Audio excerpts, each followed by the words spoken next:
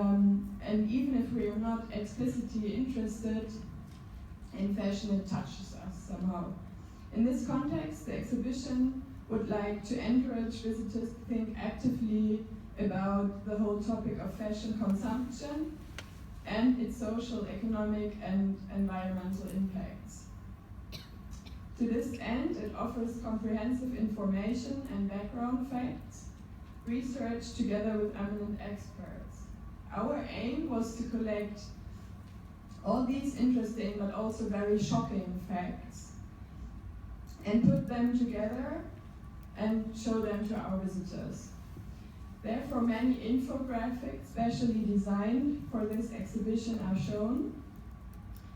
And furthermore, especially designed scenography for this exhibition is found now in the RMIT gallery.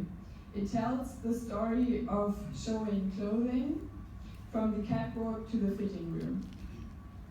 We show different works of photographers, for example, from the well-known British photographer Tim Mitchell, then from Taslima Akhtar and Paula Woods, but also many films and excerpts from documentaries about the working conditions in the factories from the fast fashion industry, or interviews of textile workers.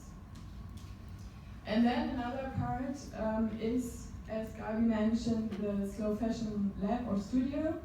And during our research for the show, we came up with the idea not only to show the bad side, so the drawbacks, but also alternatives and alternative approaches to the fast fashion industry. So the second part is that, and is Lab, a platform where you can find solutions for your everyday life and the future. That's why it's also great that you developed projects related to the ethical fashion and become part of the ongoing movement. It's very, very important, and I think that we all can rethink our consumer behavior and start to change something today and in the future. Finally, my special thanks goes to the Goethe Institute, who made it possible to show it here in Melbourne, but also in Manila and Jakarta, as you heard already. And of course to the RMIT Gallery for the excellent cooperation. And the exhibition is being made possible with generous support from the Karin-Stilke-Stiftung from Germany, of course, and the Deutsche Bundesstiftung Kultur.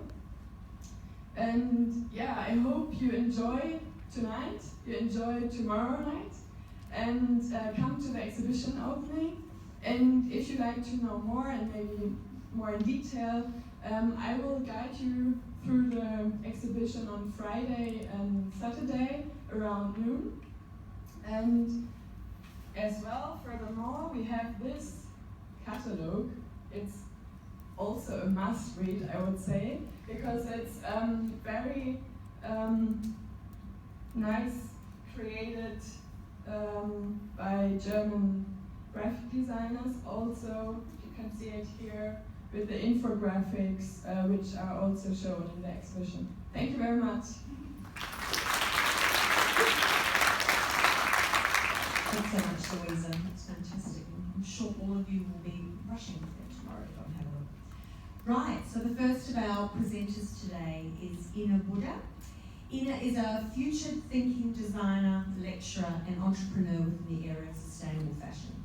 She has an MA in Sustainability in Fashion and is the founder of Design for Circularity, a sustainable design lab focused on recyclable product and system innovations for fashion labels with the aim to close the gap and the loop in textiles.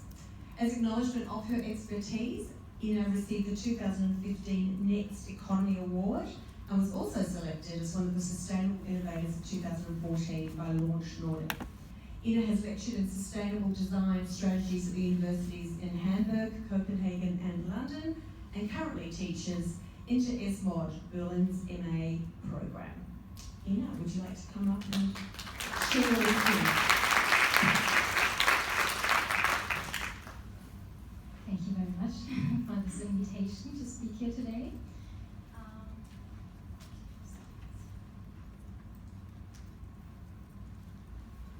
I'm very excited to be here today. Thanks to Gabriele Urban that invited me by the Goethe Institute to contribute to the Slow Fashion Lab of the exhibition. And I'm very happy that I could spend the last 2 days. These slides show what I'm doing, but you already introduced so well. So just briefly, the MA program of Esmod, where I'm working on sustainable design strategies, as well as my company called Design for Circularity, which is the design agency helping brands to get more sustainable, and also like on the product side, but also on the system side. But I will tell you about that more. So I was very happy to be here the last 2 days, together with very future-thinking students, to run a workshop on the future of fashion, of the circular future of fashion. And you have the great chance to see the outcome also in August at the exhibition. So feel very invited for that. Today I'm very happy to share my perspective as a designer with you, and also my vision about sustainable fashion. So imagine a world without resource scarcity, a future without waste. Imagine every single product around us would be recyclable to new products again, to same value, and never become waste. Today, we're using up to 250 cubic kilometers of water just for cotton irrigation. And this would be enough water to drink for every Earth citizen for every day. In the last 10 years, the fashion consumption increased more than 40%. And in 8 of 10 times, clothing is simply discarded in the household waste without being reused or recycled. So we're still living in a linear system that simply ignores the fact of resource scarcity and pushes to increase consumption without providing a real solution for discarded materials. We take, make, and waste. But I would say waste is design gone wrong. And this is a quote from John Wyckoff, and I think he's very right. And some reasons for that I will show you now. So, fashion is not designed for circularity, usually. It consists of many different materials, haberdashery, trims, mixed fibers that are really hard to recycle. Also, fashion is not made to last. So companies invented planned obsolescence and really to just sell even more. And this is a picture that I took 2 days ago when I was arriving to Melbourne and had a look around Fitzroy, and I saw super cheap fabrics. Why pay more? And many people forget that with something like this, it goes hand in hand with cheap labor and very poor working conditions. And it's very sad that people don't reflect that someone somewhere is paying for this. Also a quote from Mississippi. So also a lot of people have desires for rapid fashion change. Maybe not you, maybe not me, but an average people wear clothing only 7 times before discarding it. It's incredible.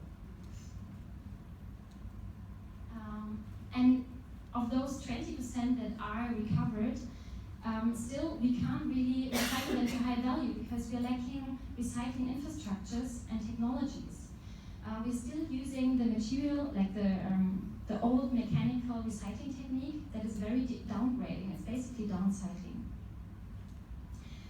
So let me show you what happens with discarded clothing. So 55% is reusable. So that's really good. We can use them as the same product again, but the 43% is really downcycled. It's either going to landfill or mixed with virgin fiber to create new fibers again. Also, a lot of things are ending up as filling material in car seats. But what's next then?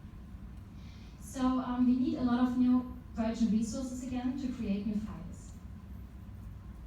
But there is a solution. There are invented recycling techniques called closed-loop recycling that can create new fibers at the same quality, 100% recycled fibers. So why not using it? It's quite hard because you need 100% mono material, so just the same material. And as I said before, or we all know, clothing exists for many different ones. So we need to change right in the beginning and design the clothing perfectly for those recycling techniques. Let me give you an example.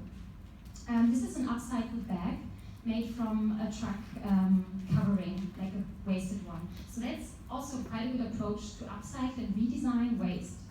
Sure, but I mean, there are many different materials here, and what's next with this item? It doesn't have another life. So on the other side, we see a very clever construction of a bag that has a container made from a biodegradable polymer and a technical structure around it that can be recycled separately. We developed a solution how to design for circularity, so how to design for reuse and recycling. We developed some design strategies, but also a system, because it also needs to go back to these recycling techniques. Our principle is kind of based on two models. The first model is the cradle-to-cradle model. It's based on the thought that every kind of material around us is either a natural material, which can biodegrade, or a technical material that can be recycled again. And if we follow this model and we keep nutrients in those cycles, in the biocycle or the technical cycle, we can create an endless value. And we don't lose anything, we can eliminate the concept of waste and the need of virgin resources. The other model is the circular economy. Might be familiar to you, but you see here that there are a lot of new business models in a circular economy where products can be refurbished and repaired, where we can offer services. I mean, maybe we don't need to own our garments. We could lease them out, we could rent them if we don't wear them so often, or if we don't wear them anymore. So, and at the last station, of course, the material recovery for remanufacturing. So there are a lot of challenges to those approaches, very interdisciplinary. So of course the circular design is key with recyclable materials, but also recyclable, like circular retail models, as I said. We need to find suitable solutions for each product. We need to have customer communication, because the customer and the user, they need to know about this system and know where to bring it back and how to engage. What are the profits of this? We need to close loop recycling instead of the mechanical one. And very important, we need transparency and interconnection of all those stakeholders.